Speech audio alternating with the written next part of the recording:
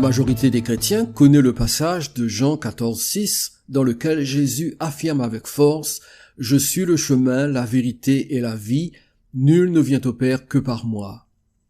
Ce verset constitue une base théologique essentielle et si l'on interroge les croyants à ce sujet, la réponse est généralement unanime. Il n'y a qu'un seul chemin. Et ce chemin, c'est Jésus. Pourtant, si cette affirmation semble faire consensus sur le plan théorique, la réalité vécue par beaucoup diffère sensiblement. Dans la pratique, de nombreux chrétiens recourent à d'autres moyens pour tenter de se rapprocher de Dieu.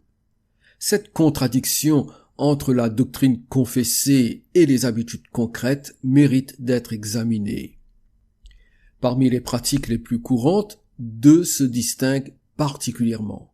Premièrement, il s'agit de se soumettre à l'autorité d'un pasteur. Deuxièmement, on retrouve l'importance accordée au fait d'aller régulièrement au culte de l'Église.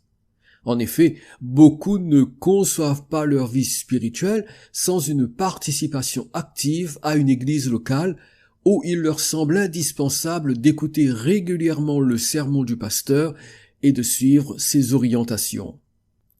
La question de la soumission à l'autorité d'un pasteur a déjà été abordée dans plusieurs études, notamment à travers 3 vidéos, le mythe de l'homme de Dieu, la fin des médiateurs humains et un seul médiateur, alors pourquoi tant d'intermédiaires? Dans ces études, j'ai expliqué que les ministères spécialisés, tels qu'ils étaient pratiqués auparavant, n'existent plus depuis l'entrée dans la dispensation du mystère, évoquée par l'apôtre Paul dans Éphésiens chapitre 3 versets 6 à 9 et Colossiens chapitre 1 versets 25 à 27. La question de la soumission à l'autorité d'un pasteur a déjà été abordée dans plusieurs études, notamment à travers 3 vidéos, le mythe de l'homme de Dieu, la fin des médiateurs humains et un seul médiateur, alors pourquoi tant d'intermédiaires? Dans ces études, j'ai expliqué que les ministères spécialisés, tels qu'ils étaient pratiqués auparavant, n'existent plus depuis l'entrée dans la dispensation du mystère, évoqué par l'apôtre Paul dans Éphésiens chapitre 3 versets 6 à 9 et Colossiens chapitre 1 versets 25 à 27. Ce changement d'administration spirituelle est particulièrement difficile à accepter pour la majorité des chrétiens. De la même manière que le peuple d'Israël, à la fin de la période des juges, désirait ardemment qu'un roi règne sur lui, les croyants d'aujourd'hui tiennent à ce que des individus ordonnés apôtres, prophètes, pasteurs ou prêtres, exercent une autorité sur leur vie spirituelle. Cette tendance révèle un attachement profond au modèle traditionnel de direction religieuse, malgré la transformation opérée dans l'administration spirituelle selon les textes bibliques.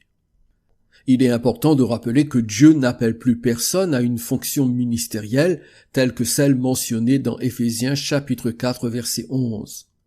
Ce changement est souligné par la règle exposée dans 1 Timothée chapitre 3 verset 1. Si quelqu'un aspire à la charge de responsable, c'est une belle tâche qu'il désire. Ainsi, lorsque l'on observe des personnes qui exercent le rôle de prédicateur dans une communauté, il est important de comprendre que leur engagement ne résulte pas d'un appel particulier de Dieu. Au contraire, ils s'investissent dans cette tâche parce qu'ils en ont le désir. Il peut être tentant, pour flatter son ego, de prétendre « j'ai été appelé et je n'ai pas pu résister ». Cependant, cette affirmation confond 2 notions bien distinctes, l'appel et l'aspiration. La réalité est que le fait d'exercer une responsabilité spirituelle découle d'une motivation personnelle et non d'une désignation surnaturelle. Il m'arrive souvent que des personnes s'adressent à moi en utilisant le titre de pasteur. Pourtant, il est important de préciser que ce n'est pas mon cas. Je ne suis ni pasteur, ni enseignant, ni apôtre, ni prophète. Certaines personnes insistent cependant en me demandant « mais vous êtes quand même un ministre de l'Évangile ». Là encore, la réponse est non. Ce que je suis réellement, c'est tout simplement un étudiant passionné de la Bible. Oui, j'insiste. Ce que je suis réellement, c'est un étudiant passionné de la Bible. J'ai fait le choix de partager avec d'autres ce que j'apprends progressivement au fil de mes recherches dans les textes sacrés. Cela se limite à ceci sans prétention à un titre ou une fonction reconnue. Il est vrai que j'ai exercé la fonction de pasteur dans le passé, mais cela fait désormais plusieurs années que j'ai renoncé aussi bien à ce rôle qu'au cadre dans lequel il s'exerce, à savoir l'Église institutionnelle. Avec le recul, je comprends aujourd'hui que si j'ai été pasteur, ce n'était pas parce que j'avais été appelé par Dieu, mais parce que j'aspirais à exercer cette fonction. À l'époque, je pensais sincèrement que c'était la manière logique de servir Dieu. Je suis désolé pour ceux qui persistent à croire que Dieu les a appelés de manière souveraine, et encore plus pour ceux qui apprécient d'être appelés pasteurs, apôtres ou prophètes. Ils vivent dans l'illusion qu'ils sont des êtres particuliers et que les fidèles dépendent de leur ministère pour avancer dans leur foi. Le problème ne réside pas seulement dans le fait qu'ils se trompent eux-mêmes, mais surtout qu'ils induisent en erreur les croyants qui pensent trouver une protection au travers de leur soi-disant autorité spirituelle. Lorsque l'on considère un homme avec un titre comme sa protection spirituelle, cela pose un réel souci. Jérémie chapitre 17 verset 5 nous met en garde contre une telle attitude. Ainsi parle l'Éternel, maudit soit l'homme qui se confie dans l'homme, qui prend la chair pour son appui et qui détourne son cœur de l'Éternel. Je tiens à rappeler une réalité fondamentale. Dieu n'a établi aucun homme ni aucune femme pour exercer une autorité sur votre vie en Christ. Cette conception, qui voudrait placer des individus au-dessus des autres croyants pour les diriger, n'est rien d'autre qu'une construction issue de la religion chrétienne. En vérité, le croyant n'a qu'un seul chef spirituel, et c'est Jésus. Même si nous pouvons apprendre les uns des autres, partager nos expériences et nos connaissances, cela ne confère à personne un pouvoir ou une autorité particulière sur les autres. Le fait d'être reconnu publiquement par un rite d'ordination ne donne pas une légitimité pour exercer un contrôle spirituel sur ses frères et sœurs en Christ. Jésus, dans Matthieu chapitre 23 verset 9, délivre un message sans ambiguïté concernant l'autorité spirituelle. N'appelez personne sur la terre votre Père, car un seul est votre Père, celui qui est dans les cieux. Cette parole rappelle que toute forme de reconnaissance d'une autorité humaine comme Père spirituel est contraire à la volonté de Dieu. Jésus insiste sur la singularité de la paternité divine, refusant ainsi que des hommes reçoivent ce titre et cette position sur terre. De même, dans Luc chapitre 22 versets 25 et 26, il met en lumière la différence entre le système du monde et celui qu'il propose à ses disciples. Jésus leur dit, les rois des nations les maîtrisent, et ceux qui les dominent sont appelés bienfaiteurs, qu'il n'en soit pas de même parmi vous. Jésus dénonce le modèle dans lequel des dirigeants dominent et sont qualifiés de bienfaiteurs par ceux qu'ils gouvernent. Il souligne l'écart profond entre ce modèle et celui qu'il veut pour ses disciples. La domination, même présentée comme un bienfait, ne correspond pas à l'esprit du royaume de Dieu. Cette mise en garde de Jésus révèle un décalage évident. Ceux qui les dominent sont appelés bienfaiteurs. En réalité, un dominateur ne saurait être un véritable bienfaiteur, mais c'est l'opinion des autres qui lui attribue ce titre. Ce constat rejoint ce qui se vit aujourd'hui dans le christianisme. Nombre de croyants acceptent d'être placés sous un système de contrôle hiérarchique, se satisfaisant de cette organisation sans remettre en question le message de Jésus. Or, Christ a clairement affirmé qu'il n'en soit pas de même pour vous. Cette déclaration constitue un appel à rejeter toute forme de domination religieuse, qu'elle provienne de la hiérarchie catholique ou évangélique. Le Seigneur n'a jamais voulu que des individus exercent une autorité sur les membres de son corps, ni que des titres ou des fonctions soient utilisés pour instituer un contrôle sur la vie spirituelle des croyants. Abordons à présent la question de l'Église locale. Il est manifeste que de nombreux croyants considèrent leur engagement actif au sein d'une communauté chrétienne comme une condition sine qua non pour entretenir leur relation avec Dieu. Cette perception découle en grande partie d'une compréhension erronée du terme Église, un mot littéralement sacralisé dans le christianisme contemporain. À ce sujet, j'ai évoqué dans la vidéo « Les vérités bibliques cachées sur l'Église » l'importance de bien saisir la nature réelle de l'Église.